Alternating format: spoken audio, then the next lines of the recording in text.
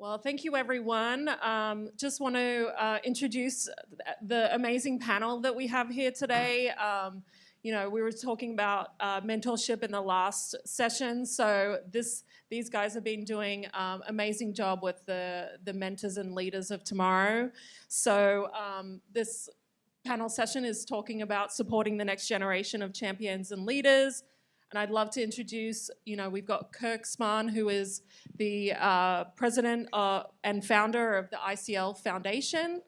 A lot of you may know Kim Clijsters, who is an amazing tennis pro.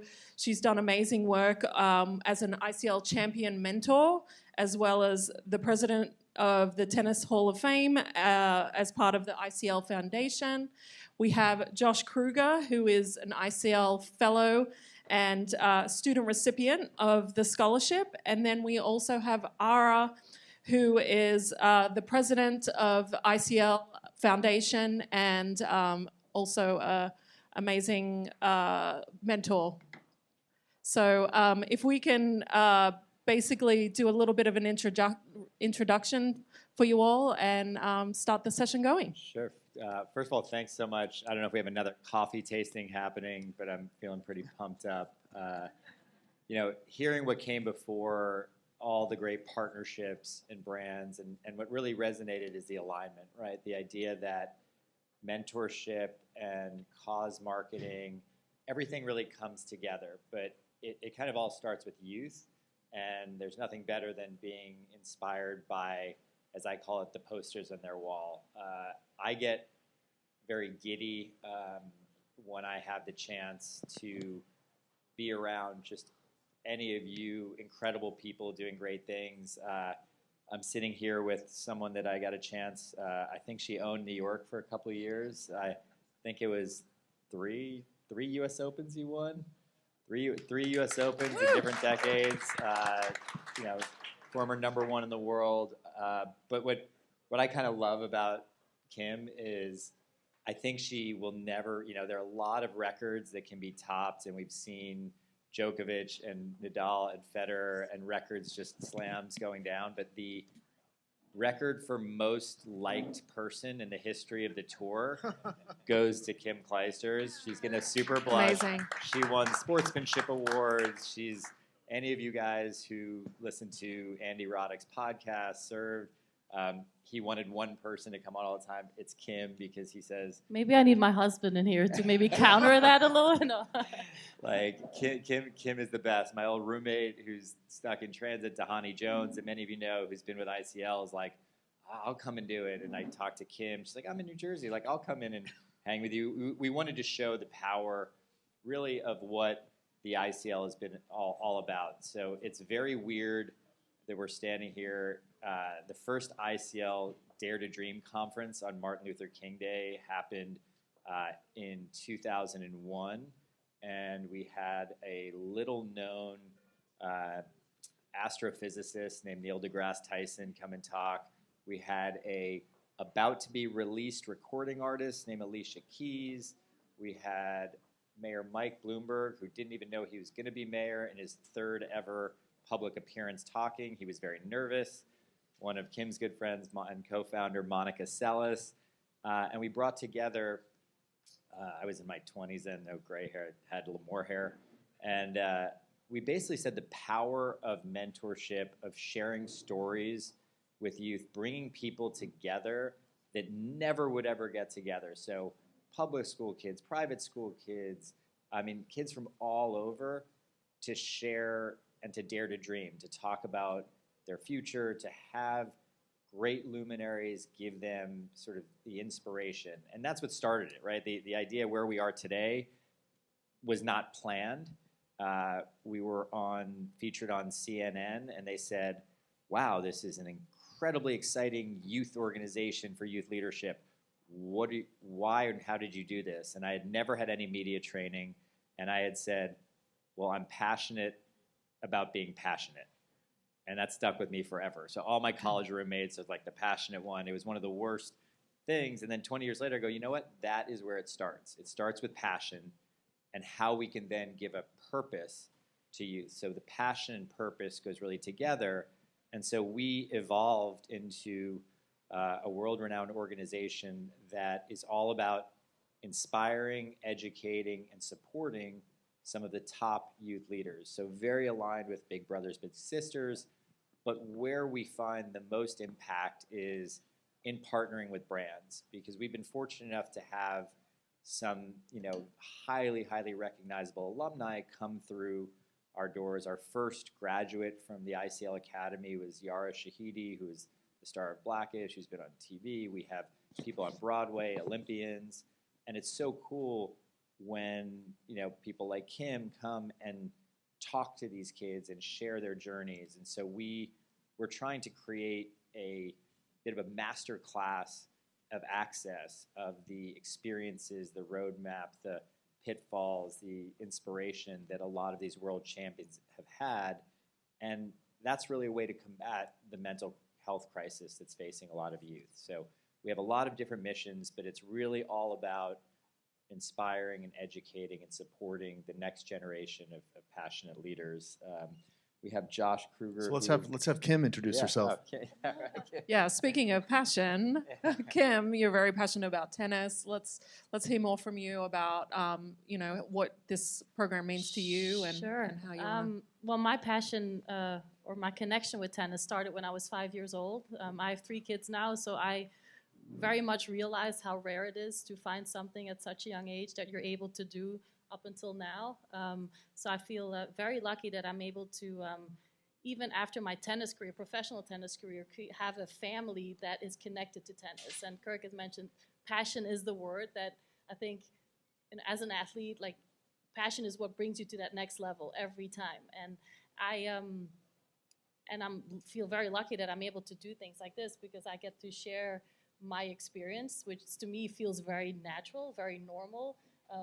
But to be able to inspire the younger generation, whether it's kids that are already on tour or it's kids that are dreaming of maybe holding a tennis racket or dreaming to be able to, talk to former Serena Williams or other tennis players. Like, it's the network that we have created through our sport, and I'm very lucky that tennis is such a worldwide, known sport. I feel very lucky that I'm able to do that. I'm originally from Belgium. Not an American, but I am married to an American, still working on my green card. When you win 2 U.S. Opens, you get citizenship. No, apparently not.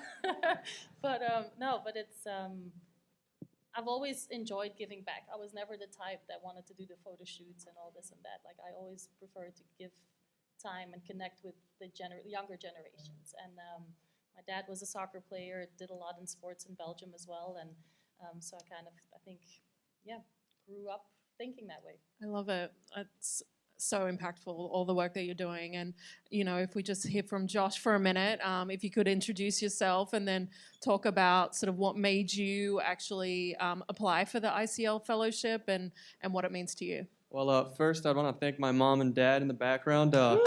They drove me in today, so thank you. Yay, Mom and Dad.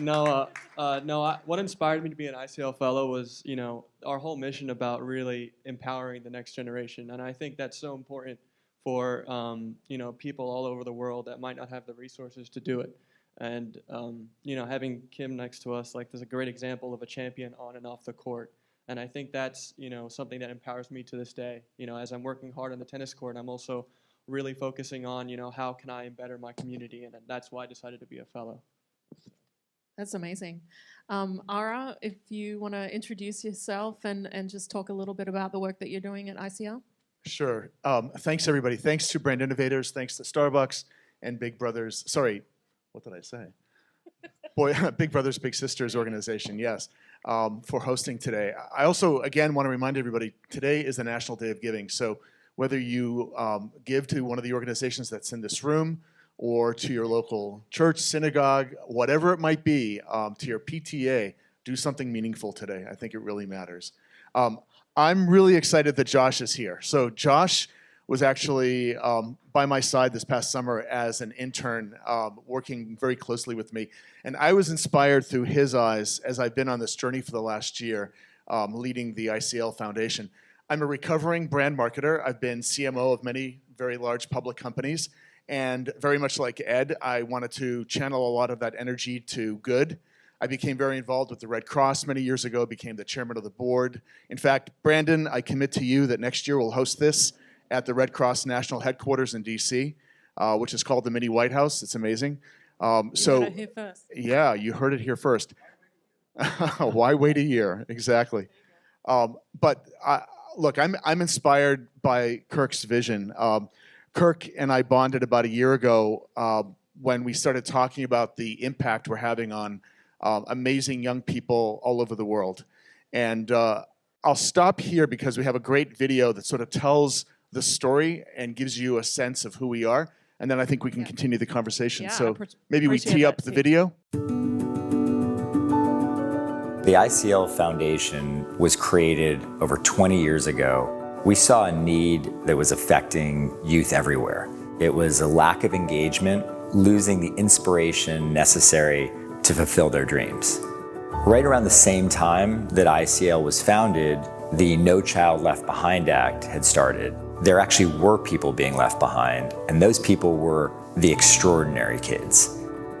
In the early days, the way in which we would inspire youth was by hosting Dare to Dream conferences, and we would have global icons and world champions come and really share their journeys and meet the kids face to face, and we would bring thousands of students together.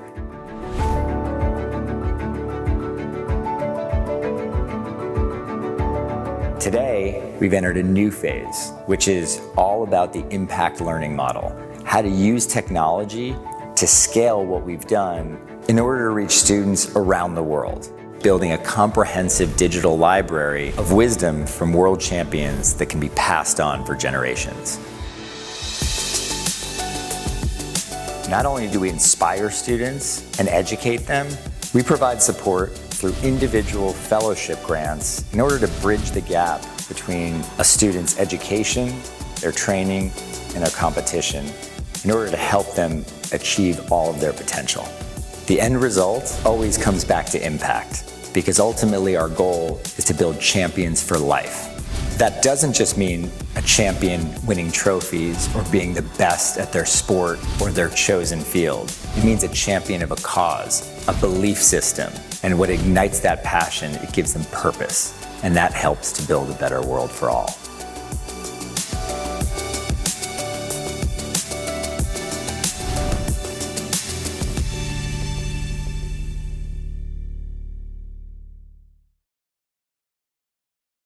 Amazing. I'll pass it over to you, Kirk, to talk a little bit about what inspired you to create the ICL Foundation. You know, it was so interesting that as a young athlete, there are a lot of different factions. When you look at 20 plus years, how the world has evolved, it still goes in cycles. And a lot of our youth, and we say there's a lack of engagement. And so what I heard on the last panel, what I loved hearing is bringing the kids in to talk to Macy's, and they make points that C-suite executives wouldn't necessarily see. We saw the power of youth every day, and we actually saw our champions learning from our kids. So while they were inspiring, they were being inspired. And if any of you guys have read Andre Agassi's book, Open, so many people talk about they have a purpose to be really good at something, but when they find their super purpose that goes beyond themselves and goes to their community, they get better. And that became a reoccurring theme of the ICL.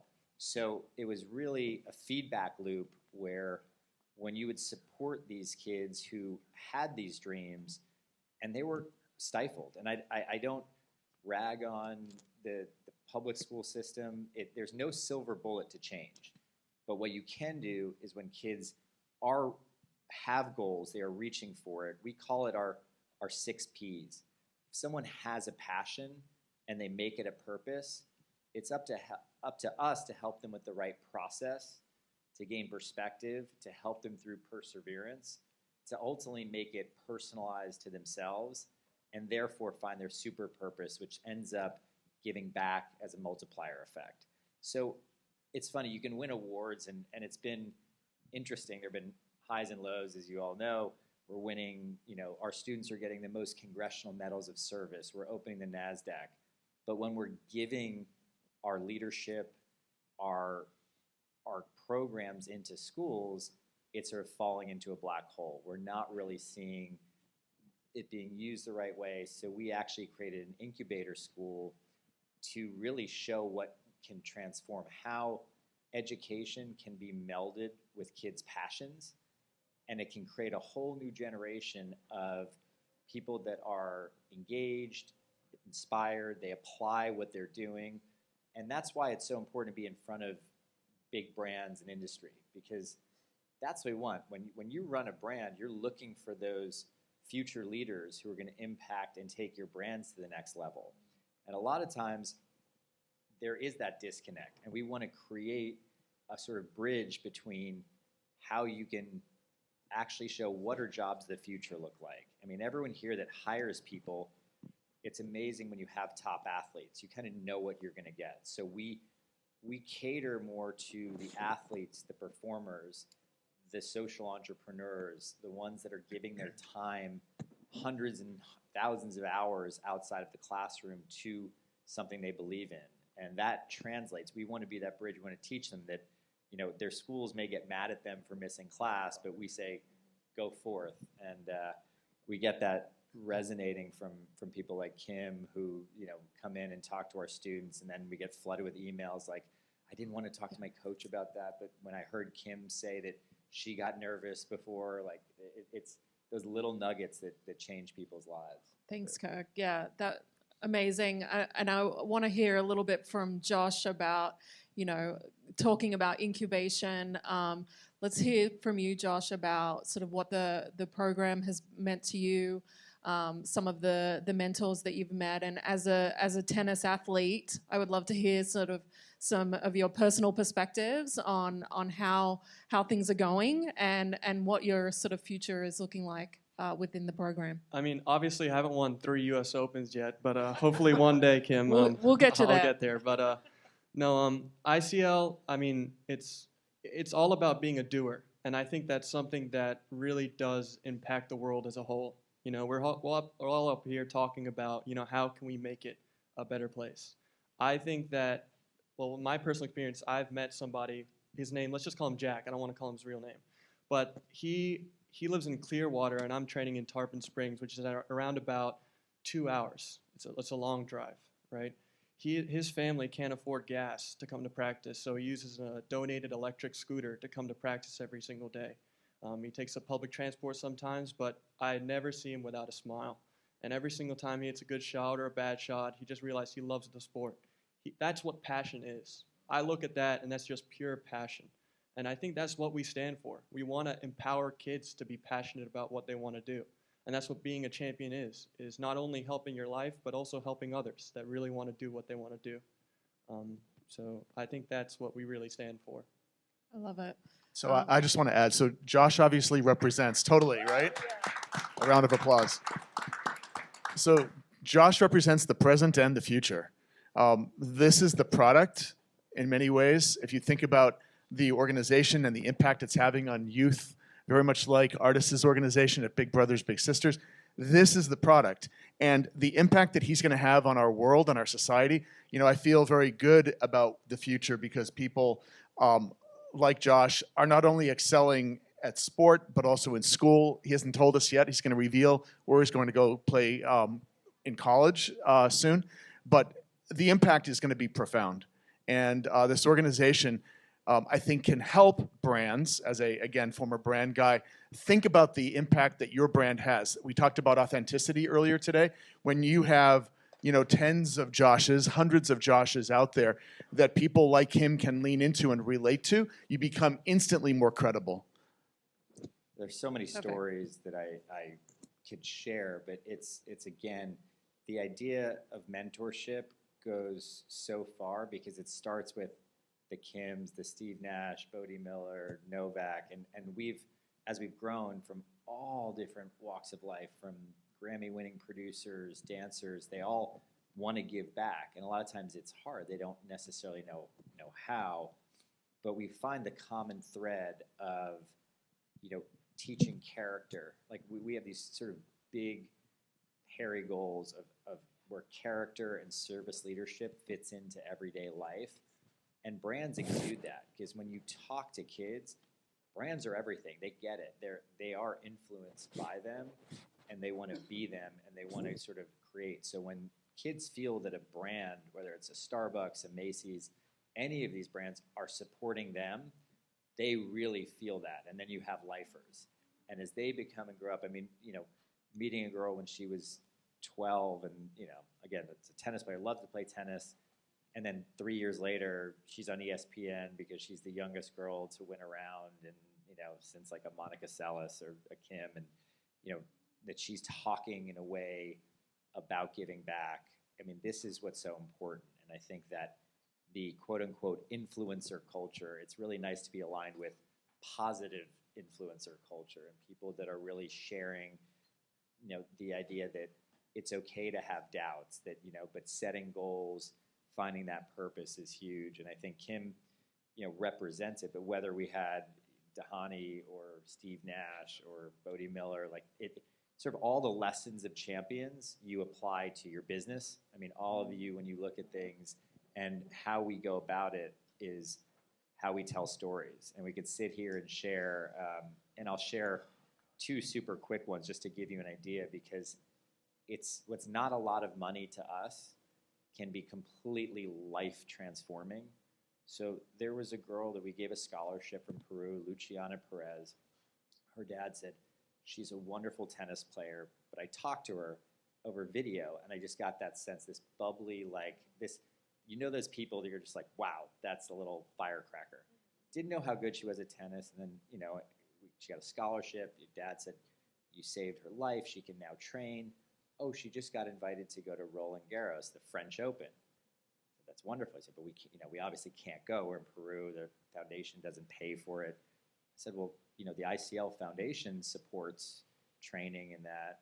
So we paid for her flight and said, look, you can have a hotel. It'll be for a couple days. I don't know how good she is. She's very small. So Luciana blows her way through the whole tournament, gets to the finals. And now she's on top of the world. She was playing a 6'2" Russian girl. She's about 5'3".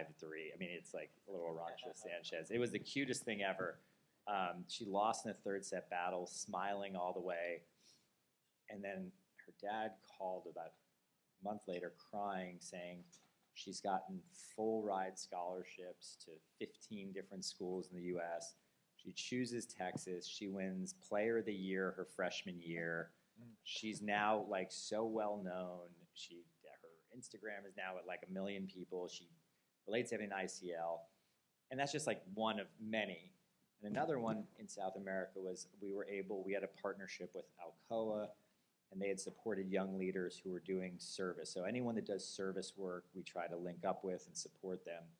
And I met a boy named Roy Laguna Chavez. He says, I really want to be a doctor. I don't have any money. I come from a favela. I said, why do you want to be a doctor? He said, well, my mother went into our local clinic in the favela, and she was misdiagnosed, and she died.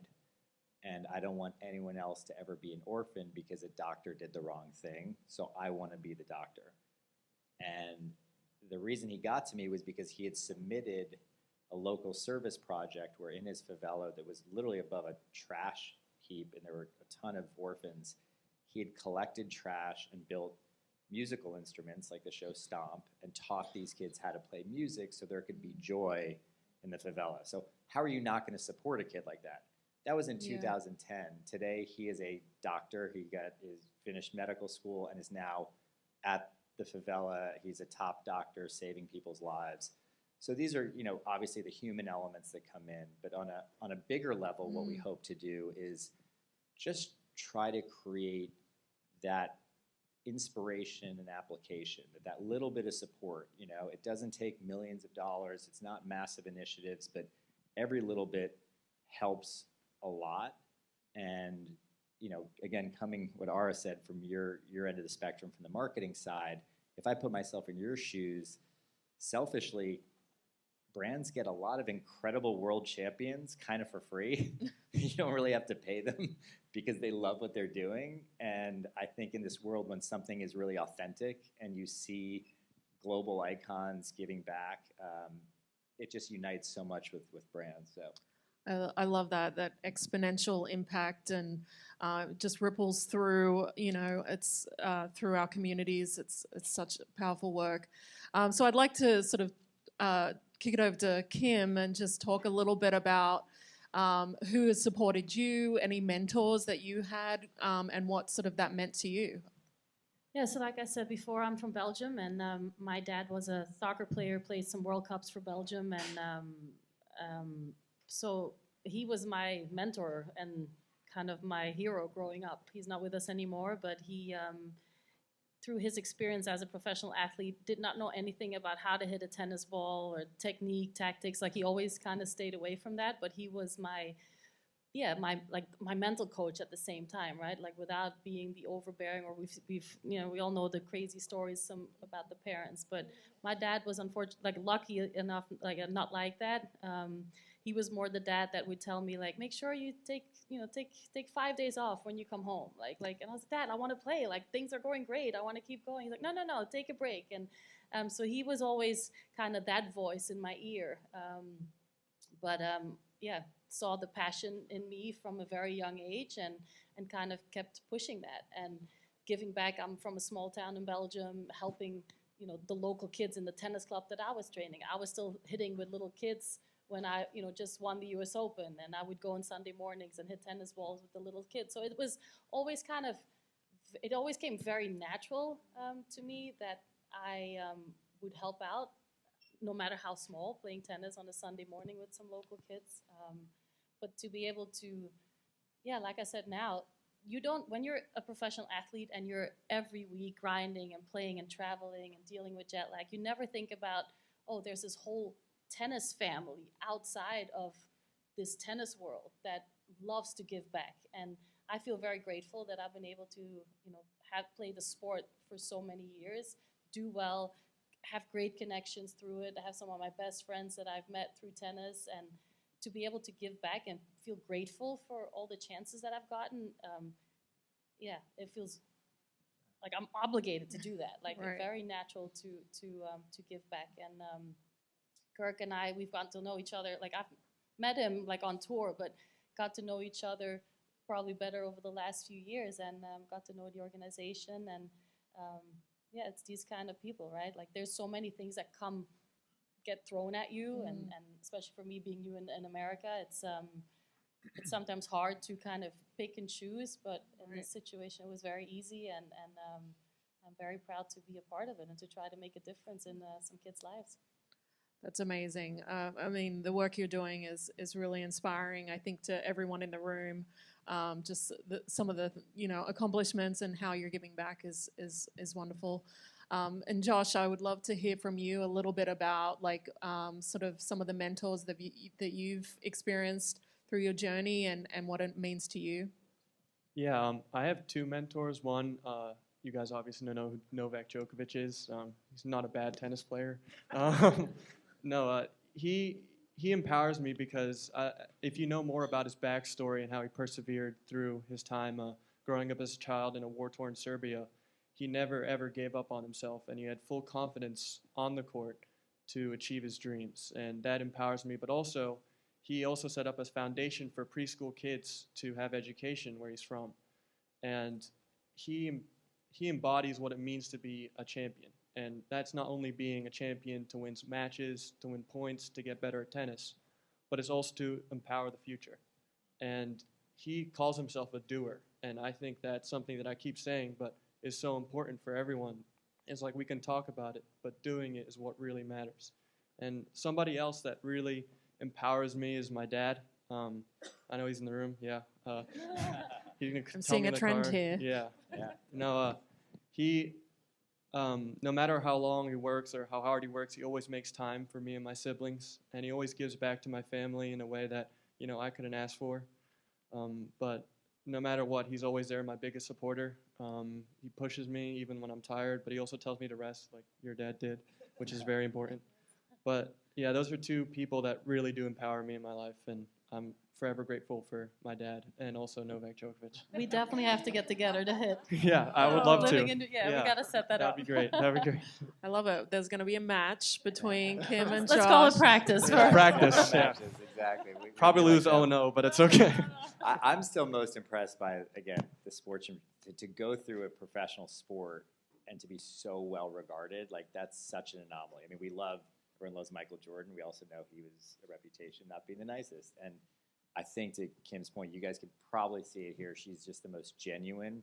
And I think that the theme of authenticity, right? We're not trying to create robots what they can be. You're trying to create great people. So whatever passion you have, let's stoke that fire, right? Let's ignite that spark of genius. Let's see what that is. And that's with your support, because again, it takes companies. A lot of times we hear when it's ICL, oh, if we give money, is it really just helping one person? We need this multiplier effect. And I say, actually, by supporting the young leaders, like, you are creating a multiplier effect. I can tell you the impact that Josh has had on his peers. I can tell you, of course, our champions like Kim and Monica and Novak. I have to give a shout out to Novak because he helped me propose to my wife. So he's an ICL champion with an asterisk. I owe him more. But no, it's really amazing, and to have someone like Arra, who's again been in your shoes from the branding side, who's raised millions for the Red Cross. I'm officially, as a founder, I'm the worst fundraiser. I like to know how I can help you, not how you can help us. So, but I think there is a spirit of that when you create these alignments and these win-win scenarios amongst brands and their champions and the results, you see the full cycle. So we look forward to chatting with you, and we are open for partnerships and continue growing this organization. Amazing, Kirk. Thank you so much. So I'll pass it over to Arra now, just to sort of round up the panel session here. Yeah, so just before we close, to make it a perfect trifecta, so I was thinking about, mentorship, and I was thinking about what the ICL Foundation impacts, just so that you all get the story straight. It's not just about sports. It's about civic leadership, right?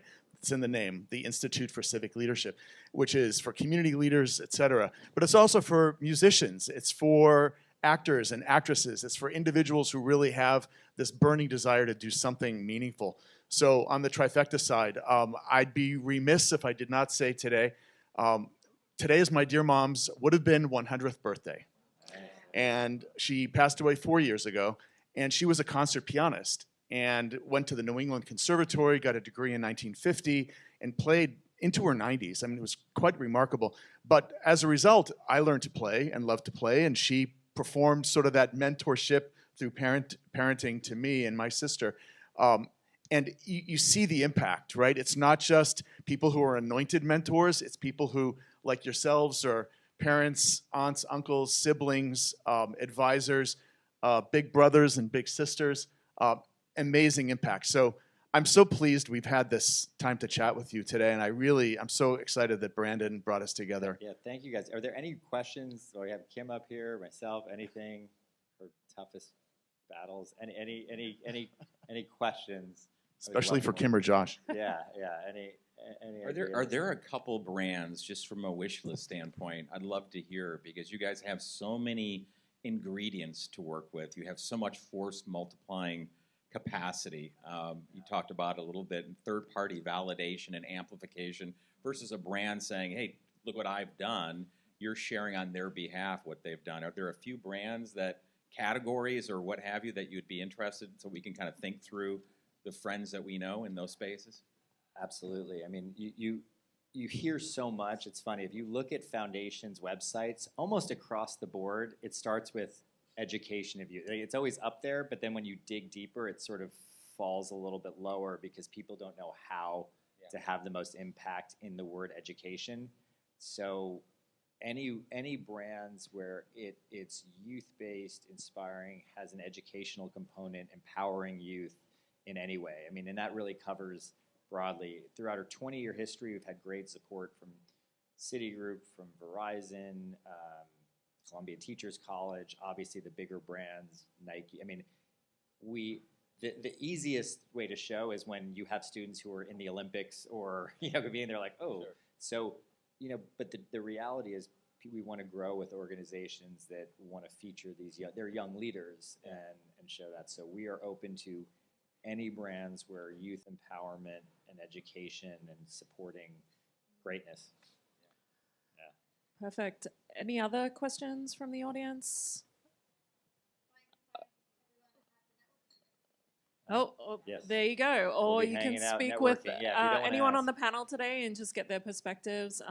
Just want to thank the panel. It's been an amazing to chat with you about some of these initiatives and all the amazing work that you're doing, empowering the youth of tomorrow. So I wanted to thank you all. And I want to work with any of you. I love the Big Brothers, Big Sisters Macy's. That's like, a great example of what partnerships can do. And I think we're looking to build those with all of you as well. Thank you. Thank you.